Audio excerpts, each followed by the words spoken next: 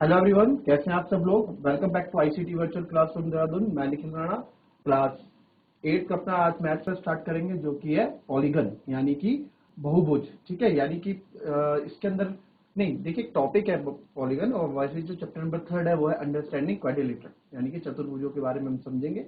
Chapter number 3 understanding quadrilaterals. ठीक है, तो अपनी क्लास शुरू करने से पहले हमेशा की तरह थॉट ऑफ द डे लेके चलते हैं। तो आज का थॉट ऑफ द डे है बच्चों, believing in yourself is the first की टू सक्सेस। जी हाँ, अपने पे भरोसा करना, अपने पे भरोसा करना। ठीक है, अपने पे भरोसा होना ही सबसे पहले, देखो सबसे पहली की ऑफ सक्सेस क्या है कि आपको अपने पे भरोसा होना चाहिए। ऐसे नहीं आप दूसरे पे डिपेंडेंट हो कि यार मैं सही कर रहा हूँ नहीं कर रहा हूँ। अपने पे आपको भरोसा नहीं है तो फिर आप कैसे आगे जाके सक्सेस होंगे, है ना। तो इसलिए भरोसा, अपने पे आपको हमेशा भरोसा रखना चाहिए, कभी दूसरे पे डिपेंडेंट नहीं रहना चाहिए। तो ये था हमारा आज का थॉट ऑफ द डे। तो चलिए चलते हैं स्मार्ट बोर्ड की तरफ। एंड पहला है हमारे पास जो ये लिखा है, तो बोलते हैं बच्चों, जो परिभाषा मैंने लिखाई है, ठीक है।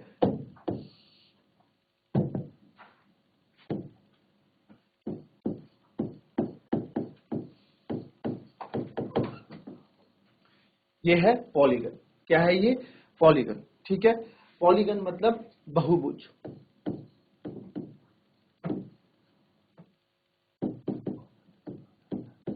पॉलीगन मतलब बहुभुज।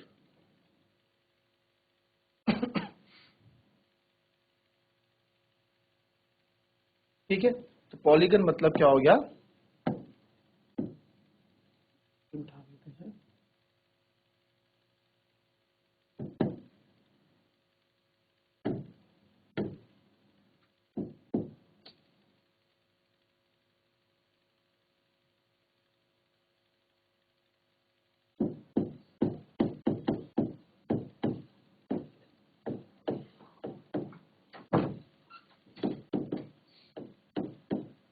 पॉलीगन, बहुभुज।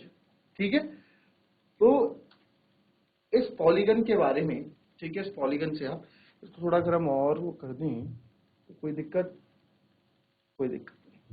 पॉलीगन यानी कि बहुभुज। तो बच्चों बहुभुज है क्या? ठीक है, बहुभुज है क्या? देखिए, simple close curve made up of only line segment. ठीक है, केवल क्लोज कर्व जो हमारे लाइन सेगमेंट से बने होते हैं, यानी कि जो रेखाखंड से हमारे बने होते हैं, उसको हम सिंपल बहुभुज यानी कि पॉलीगन कहते हैं। अगर इसको मैं हिंदी में लिखा हूं आपके पास, तो हिंदी में हम इसको ऐसे लिखेंगे, केवल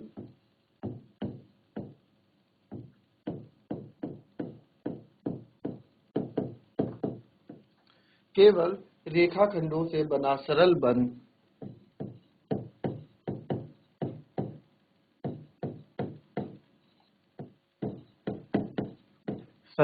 बहुभुज कहलाता है।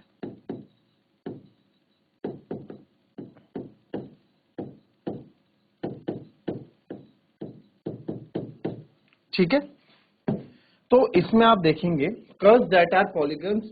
अब देखो, ये लाइन सेगमेंट से बंधा हुआ है ना, सिंपल क्लोज्ड है, मतलब कहीं से आपको ओपन नहीं दिख रहा है, कहीं से इसमें बाहर जाने की आपको जगह या कुछ हमें नहीं दिख रहा है, तो क्लोज्ड है। ये भी देखोगे आप, चारों तरफ से क्लोज है, एक इधर से भी क्लोज, इधर से भी क्लोज, चारों तरफ से क्लोज है, तो ये भी पॉलीगन हो गया, ये भी बहुभुज है ये। ठीक है, ये सब हमारे क्या हो गए? पॉलीगन्स हो गए। अब आप देखो, इसकी बात करते हैं, यहां से क्लोज है, फिर यहां से यहां से ओपन हो गया, और यहां से भी ये खुल गया, तो ये भी हमारा पॉलीगन नहीं कहलाएगा। अब मैंने इसको यहां से शुरू किया, ठीक है, यहां से क्लोज है, यहां से क्लोज है। ठीक है, अब हमारा बात यह है कि फिगर बाहर जा रहा है अपने उससे। पहली बात तो ये हो गई, इसलिए पॉलीगन नहीं होगा, क्योंकि हमें क्या बोला है? क्लोज कर्व बोला है। क्लोज अपने आप में क्लोज है, बिल्कुल चारों तरह से अपनी तरफ से क्लोज है। बट आप देख रहे हो बीच से क्या है? ओपन आपको दिख रहा है, तो ये भी हमारा पॉलीगन नहीं होगा। ये देखो, 1 2 3 4 5, यहां से ओपन है, तो ये भी ओपन नहीं होगा। तो जो कर्व हमारे पॉलीगन है वो ये है। इसी तरह के और भी हो सकते हैं, केवल यही 3 नहीं है, इसमें और भी हो सकते हैं। ठीक है, इसमें और भी हो सकते हैं। चलिए कॉपी कीजिए पहले इतना।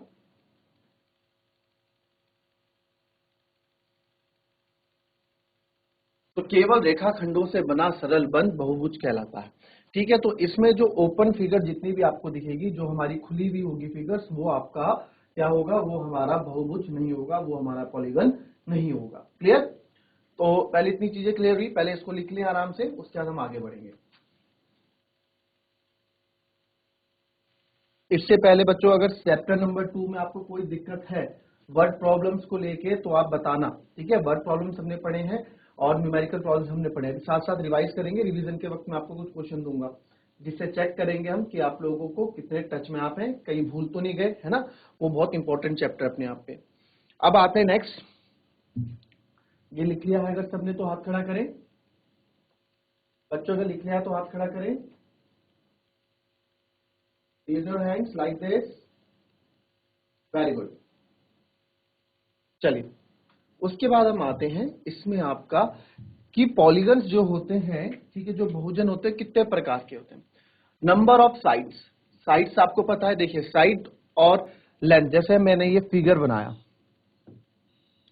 कोई भी मैं फिगर बना रहा हूं, ये हो गया,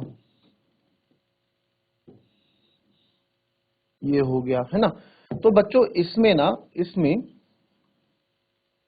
अगेन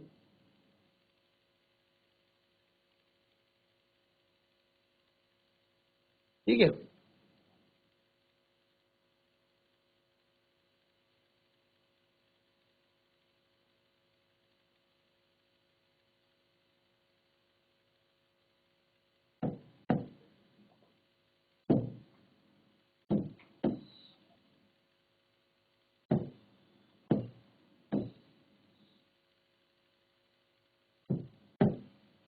ठीक। चलिए अब देखिए जो ये चीज है ना, ए बी नाम दे देते हैं, सी यहां देते हैं, ए बी सी डी, ये नाम दे। मैं पहले हम चीजें समझ लेते हैं कि होता क्या है ना। पहले चीजें समझ लेते हैं, वर्टिसेस क्या होती हैं, साइड्स क्या होती हैं, ठीक है। और अब देखो बच्चों इसमें आप देखो जो ये है ना ए बी, यहाँ पे ए बी यानी कि यहां से लेके यहां तक ए बी, है ना, ए बी, ये क्या है हमारी, ये हमारी साइड यानी कि भुजा कहलाएगी, भुजा, ठीक है। ए सी बी हमारी क्या है, साइड है, ठीक है। बी सी बी हमारी क्या है, साइड है। ये सब हमारी क्या है, साइड्स है। साइड्स यानी कि भुजाएं हैं, ठीक है, ये हमारी साइड्स हैं। वैसे ही आप अगर आप यहां देखेंगे, अगर आप यहां देखेंगे कहां पे, यहां पे, तो यहां पे आप देख सकते हो कि आपकी एडी आपकी साइड है, वैसे ही डीसी भी आपकी साइड है, एबी भी आपकी साइड है और बीसी भी आपकी साइड है। कितनी साइड्स हो गई यहाँ पे, ये भी साइड थी, ये, तो 4 साइड हमारे पास हो गई। कितनी साइड्स हो गई, 4 साइड्स, 4 भुजाएं हमारे पास हो गई, ठीक है। ये 4 भुजाएं हमारे पास हो गई। अच्छा अब एंगल्स क्या होते हैं, कोण क्या होते हैं, लिखने का वक्त दूंगा आपको मैं, पहले समझ लो, है ना। लिखने में ही फोकस रहता है तो हम समझ नहीं पाते हैं। अब बच्चों एंगल्स भी आते हैं, एंगल्स अभी आएंगे, आगे जाके आएंगे, बट हम अभी समझ लेते हैं, थोड़ा सा ही टाइम लगेगा, ज्यादा नहीं। ये होता है बेटा कोण, ये हमारे हो गए कोण, angle A, angle B, angle C. अभी आपको बाद में बताऊंगा 90 डिग्री का कौन सा होता है, लेस देन 90 डिग्री कौन होता है, ये सब हम बाद में सीखेंगे। बट ये कोण होते हैं, यहाँ के कोण क्या हो गए, ये कोण हो गया, ये कोण हो गया, ये कोण हो गया, ये 4 कोण, 4 भुजाएं तो 4 कोण, 3 भुजाएं तो 3 कोण, है ना। यहाँ एंगल, अच्छा एंगल का नाम अगर मैं आपको बोलूं, एंगल का नाम देखो, है ना, एंगल को हम कैसे प्रोनाउंस करते हैं, एंगल के बारे में सीखते हैं थोड़ा। एंगल के यहाँ आपको समझ में आ गया, थोड़ा एंगल के बारे में सीखते हैं, बहुत जरूरी है। एंगल के बारे में अगर हम सीखते हैं, इसको थोड़ा साइड में रख देते हैं अभी, थोड़ा एंगल्स के बारे में हम सीखते हैं बच्चों।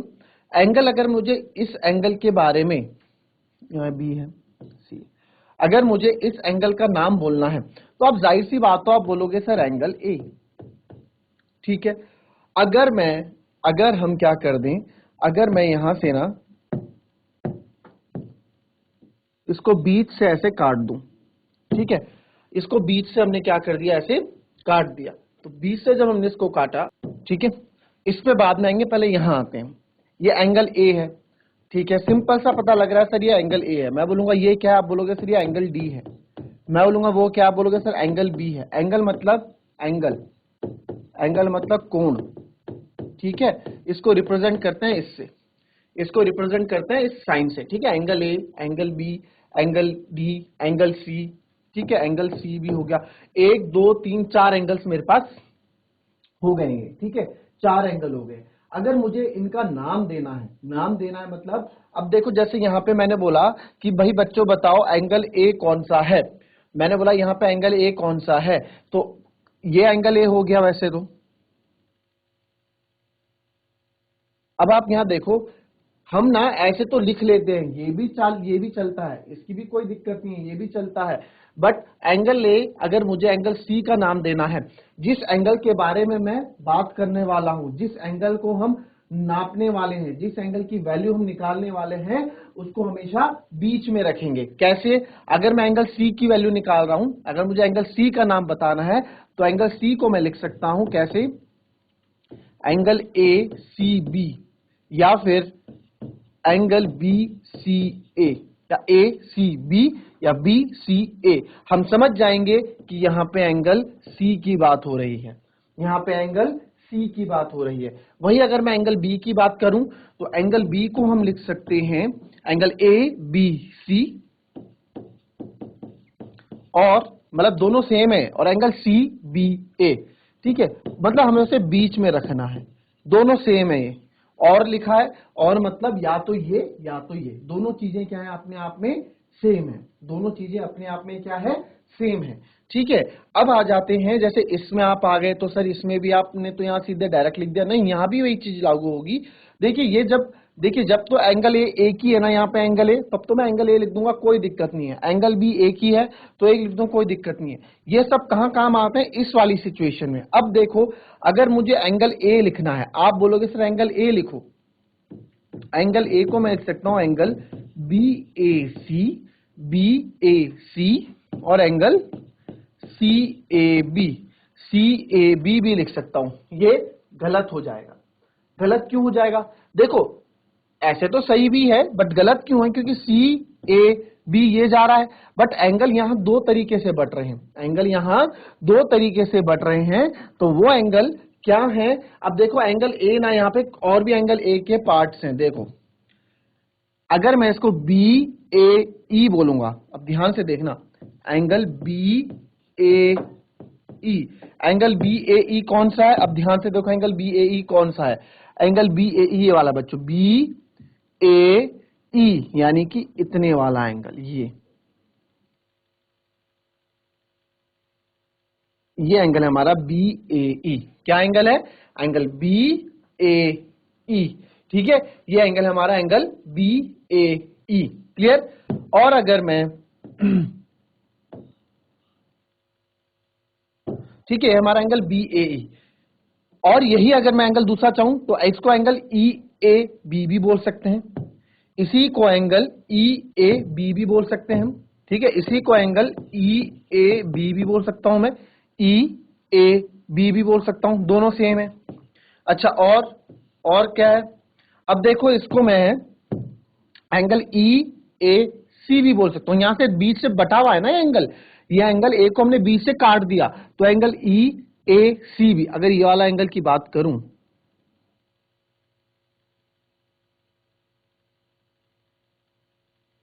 इतना, तो एंगल ई ए सी हो जाएगा ये। तो क्या हो जाएगा ये हो जाएगा आपका, इसी से लिख देते हैं एंगल ई ए सी, या फिर इसको लिख सकता हूं मैं एंगल सी ए ई, बोथ ही सेम। तो मेरा कहने का मतलब ये है, जब भी हम किसी एंगल के बारे में बात करें, तो आप एक चीज समझ लें कि एंगल के बारे में अगर मैं बात कर रहा हूं, तो उस एंगल को मैं बीच में रख रहा हूं, उस एंगल को हम बीच में रख रहे हैं, ठीक है, मिडल में उसको हम रखते हैं, तभी उस एंगल के बारे में बात करते हैं। और जैसे कि यहाँ पे तो हम कुछ नहीं, एंगल ए एक तरह से बन रहा है तो उसको हम एंगल ए भी लिख सकते हैं, यहाँ भी एंगल बी एक ही तरह से बन रहा है, एंगल बी लिख सकते हैं, यहाँ आप एंगल सी भी लिख सकते थे, कोई दिक्कत नहीं, आप लिख सकते थे। बट जब ऐसी सिचुएशन आती है, तो उस सिचुएशन में जिस एंगल के बारे में पूछा जाता है, वो एंगल को हम बीच में रखते हैं, बीच में रख के लिखते हैं, ठीक है। इसमें जो आपको कॉपी करना है कॉपी करें, फिर हम आगे बढ़ेंगे।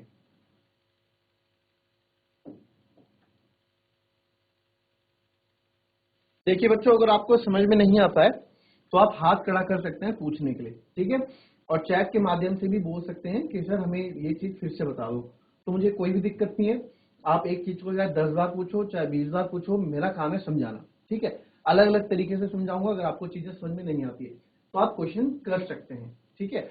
हम यहाँ बताने के लिए, आप लोग पूछेंगे तो हम जरूर बताएंगे, तो इसलिए अगर आपको चीजें समझ में नहीं आ रही है बच्चों तो आप पूछ सकते हैं, ठीक है। चलिए, लिख लिया है। अब आते हैं अपने इस टॉपिक पे। अब आप लोग एंगल और उस पे तो एंगल और साइड्स के बारे में तो मेरे ख्याल से समझ गए होंगे, ठीक है। एंगल्स और साइड के बारे में आप लोग समझ गए होंगे। तो अब जो हमारा है, अब आया बेटा ये, ठीक है। सबने लिख लिया था, ठीक है। किसी का कोई छूटा तो नहीं? सर देख लें एक बार, ठीक है। तो अब क्या है, तो अब क्या है, देखिए यहां बोला गया है नंबर ऑफ साइड्स और number of vertices, number of sides और नंबर ऑफ वर्टिसेस, ठीक है। तो इसका मतलब क्या है, इसका मतलब क्या है, ये क्या बताना चाह रहा है। तो ये आपको जो यहां मैं बता रहा हूं, ये हेडिंग क्या आप डालेंगे,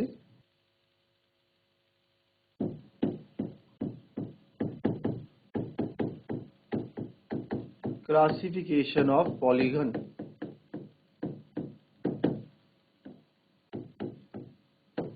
क्लासिफिकेशन ऑफ पॉलीगन, यानी कि बहुभुजों का, पॉलीगन्स का वर्गीकरण, ठीक है। तो एक बहुभुजों का क्या हो रहा है, वर्गीकरण हो रहा है कि कितने तरह के पॉलीगन्स होते हैं। मैंने आपको बोला पॉलीगन यानी कि बहुभुज जिसकी बहुत सारी भुजाएं हैं, है ना। बहुभुज यानी कि बहुत सारी भुजाएं जिसकी होंगी, वो हमारे पॉलीगन्स होंगे, ठीक है जी। अच्छा, वर्टिसेस के बारे में हमने अभी बात नहीं की। वर्टिसेस क्या होता है, वर्टिसेस होता है बच्चों शीर्ष। क्या होता है, शीर्ष, यानी कि उसका शीर्ष, कितने शीर्ष है। तो यहाँ देखो एक शीर्ष ये हो गया ए, ये बी सी और ए, तीन शीर्ष हो गए। तो इसके वर्टिसेस कितने हो गए, वर्टिसेस कितने हो गए, तीन, यानी कि शीर्ष, जितनी भुजाएं होंगी उतने शीर्ष होंगे भाई, जितनी भुजाएं हैं उतनी शीर्ष होंगे, जाहिर सी बात है। आपसे पूछ सकता है भाई इसके वर्टिसेस बताओ, तो आप बोलोगे ए बी डी और सी। तो इसके जो वर्टिसेस हैं, इसके वर्टिसेस लिख देते हैं। वर्टिसेस कितने हैं इसके, चार, ए बी सी डी, ये इसके शीर्ष है, ठीक है। वो उसके शीर्ष है, यानी कि उसके वर्टिसेस थे, क्लियर। अब आप यहां देखेंगे, अब जिसका तीन वर्टिसेस होती हैं, जिसमें तीन वर्टिसेस होती हैं, वो ट्रायंगल होता है। जैसे हम कोई भी ट्रायंगल यहां पे मैं बना दूं, तो ट्रायंगल की फिगर हम बनाएंगे यहां पे, ये ट्रायंगल, ये हमारा क्या हो गया, ये हमारा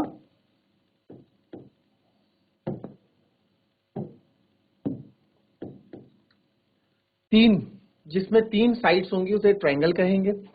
जिसमें चार साइड्स होगी बेटा बच्चों उसे क्वाड्रिलेटरल कहेंगे। जिसमें चार साइड होगी उसे क्वाड्रिलेटरल कहेंगे, ठीक है। देखो इसमें भी चार हो जाए, एक दो तीन चार।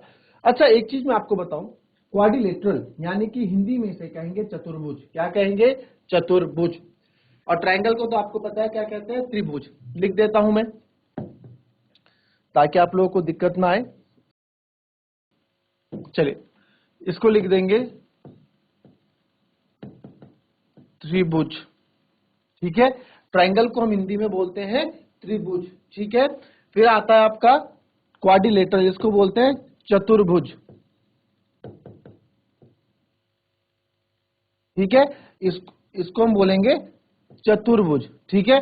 चतुर्भुज, नाम से ही पता लग रहा है बच्चों, नाम से ही पता लग रहा है कि क्या होता है चतुर्भुज, यानी कि जिसमें क्या है, चतुर्भुज, जिसमें चार भुजाएं होंगी, जिसमें चार भुजाएं होंगी चतुर्भुज होगा बच्चों, ठीक है।